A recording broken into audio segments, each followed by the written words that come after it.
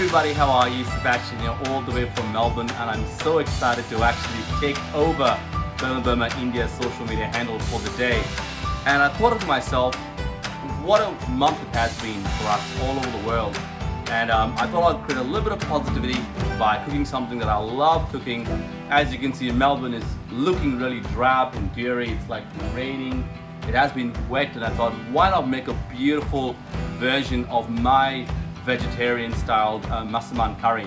And I'm going to be doing that for you right now, so just let me know what you think and give me some feedback on if you've tried it at home as well after you've got the recipe too. So all I've done really is I've got some beautiful coconut oil to start off with. I'm just going to put that oil in. Yeah, I want a bit of at least about 60 mils of oil in there. And all I'm going to do is just going to get this beautiful Massaman paste that I've actually made. So it's actually got maize, nutmeg, lemongrass, galangal, chili, spices, herbs. That's really going to help, give this Massaman curry a good kick. And you can see straight away, it's got that nice pungency to it. And at the same time, what I'm going to do as well is I'm just going to add my onions to it. You want a bit of onion in there, so that's going to go in. And get that onion a bit of punch by frying it a little bit. That really helps through the process. And while that fries very slowly, what I want to do is I'm going to show you the main hero of today's ingredient, which is this beautiful, delicious carrot. Now what I've done is turned that into that.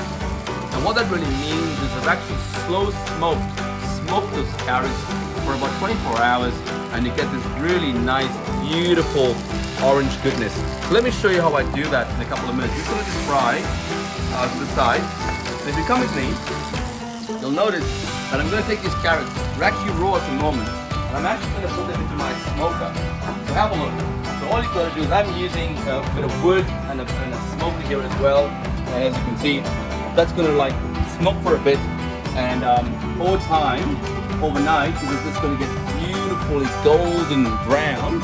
And that's just going to give it a beautiful kick. So that's what I want to do. That's exactly what I'm looking to do. So hopefully it's sitting at about close to 200 degrees Celsius, which is really hot.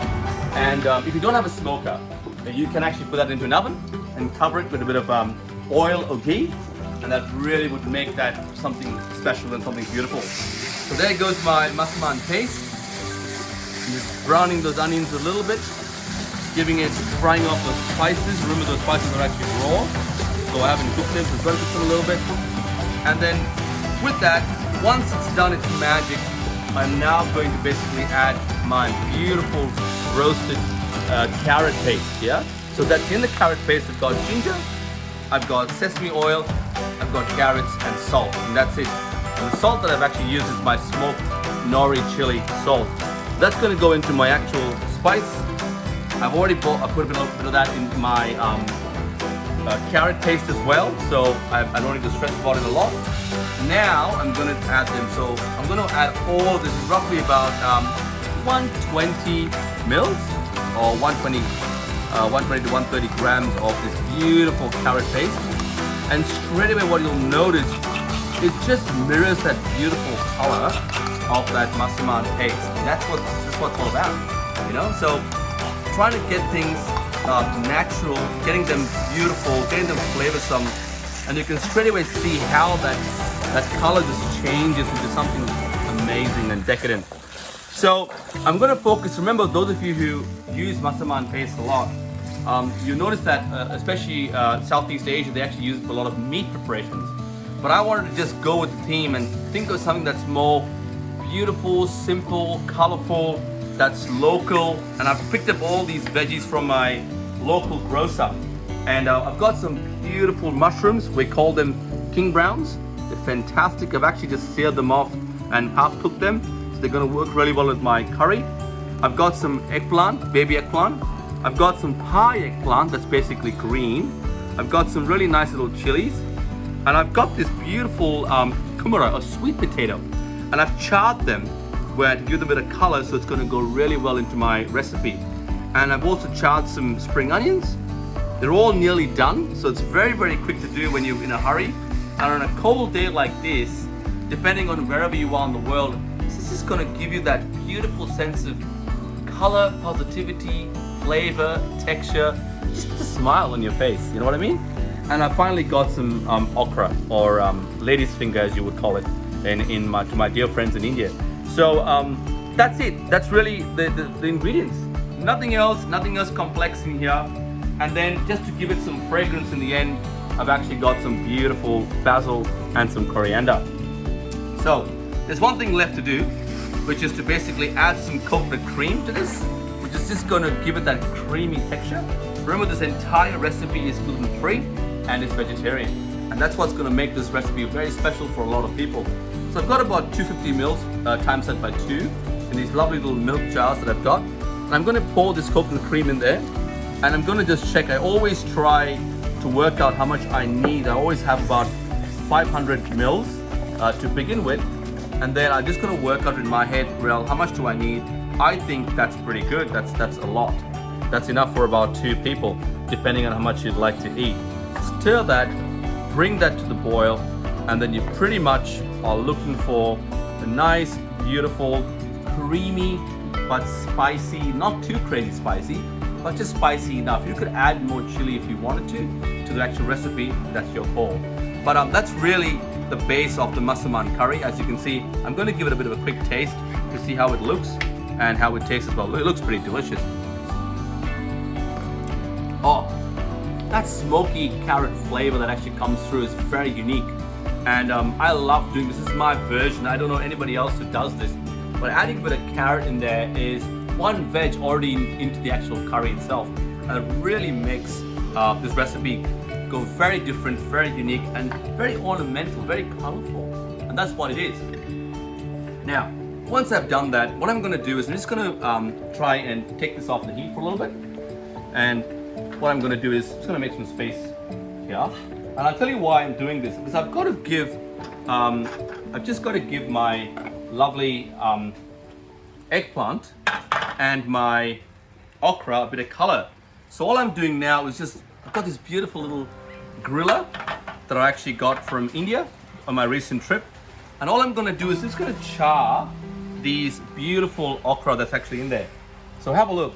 This is my version of a homemade hibachi grill. And you just want to give it a good old-fashioned color and sear. So that browning is really going to help. And that's what's going to give this eggplant a bit of punch. And okra. Now the eggplant's already been done. I've already grilled it, but I'm still going to give it a bit of warmth on the actual grill itself. I don't need to do it to any of the other vegetables. And you can straight away see that charring is just going to do something really special to my recipe. Look at that. Beautiful, huh? That's exactly what you want. That kind of char is just going to, or grilling, is really going to help give that curry a lot of punch and a lot of flavor. So I'm nearly done. I've got the base. I've got the Massaman curry. I've got the carrot, smoked carrot paste in there. And now all I'm doing is now doing the finish. Now some of these vegetables need to cook a little bit more. So what I'm going to do is, that's why I'm actually building color and flavor through this. I'm going to put this back on my recipe. Put it back on the board. And I'm just going to get this curry back on the heat. And guess what? We're good. We're nearly good. Well, let's finish up with adding just a little bit of coriander roots. I'm just going to add that first in there. It just needs to infuse a bit more.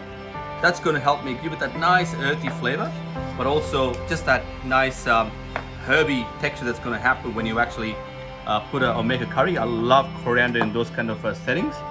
And then to that, I'm going to start adding the remaining ingredients. The first thing that's going to go in is my eggplants, my 2 eggplants, my Thai eggplant and my baby eggplants, yeah? And once it goes in, you want to add the okra as well. The okra, if you can feel it, have a look. It's just there, it's nearly there. It's kind of soft, but just needs just a bit more flavor inside the curry. Remember, they're all being cooked, just with a bit of salt and a bit of oil. And that's it. And now, I'm going to add the remaining ingredients. As you can see, straight away I'm building this beautiful, decadent color and flavor. And now goes the earthiness of the king browns.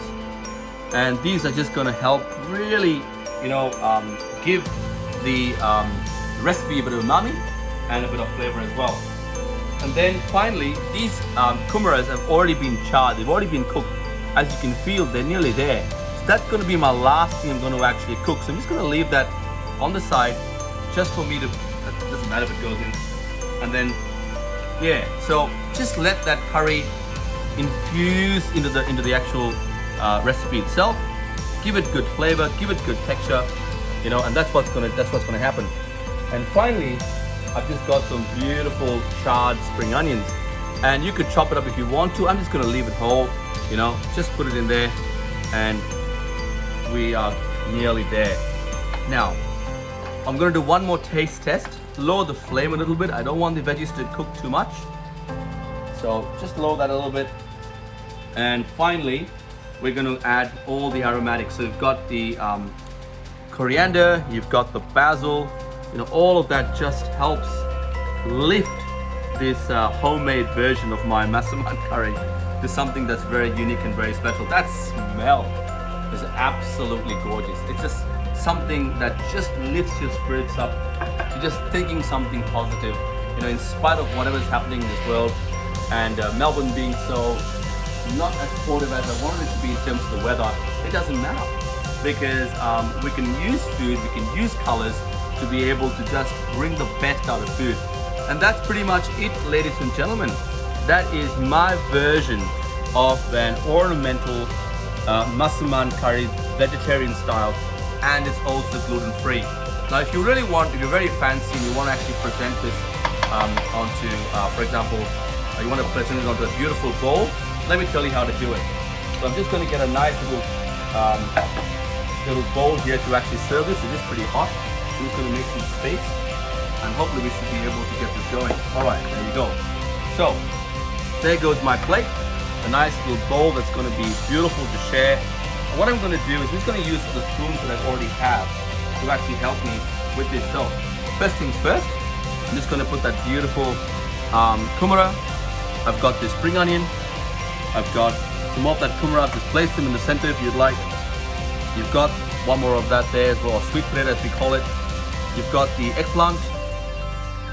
You've got the Thai eggplant. Yeah. You've got the spring onions. And you've got all of those beautiful veggies that's really gonna help make this dish something very, very special. Now, yes, all those lovely colors are now dissipated into the actual curry, but that's okay. You're gonna eat it now. You've seen it. I've actually salivated you by actually looking at what I've done, and hopefully you could try this at home. Simple, easy set of ingredients that's gonna help you. All right, on a final note, I'm just gonna put the remaining curry on top that you can really enjoy and see it. I put some more garnish on top, and have this with a bit of roti or with some nice Thai rice, steamed rice, and that's just gonna help you. Look at that, beautiful, beautiful. That's what you want. Bit of color on top. Boom, done. I hope you enjoyed that, ladies and gentlemen. Looking forward to cooking more for you very shortly. Thanks.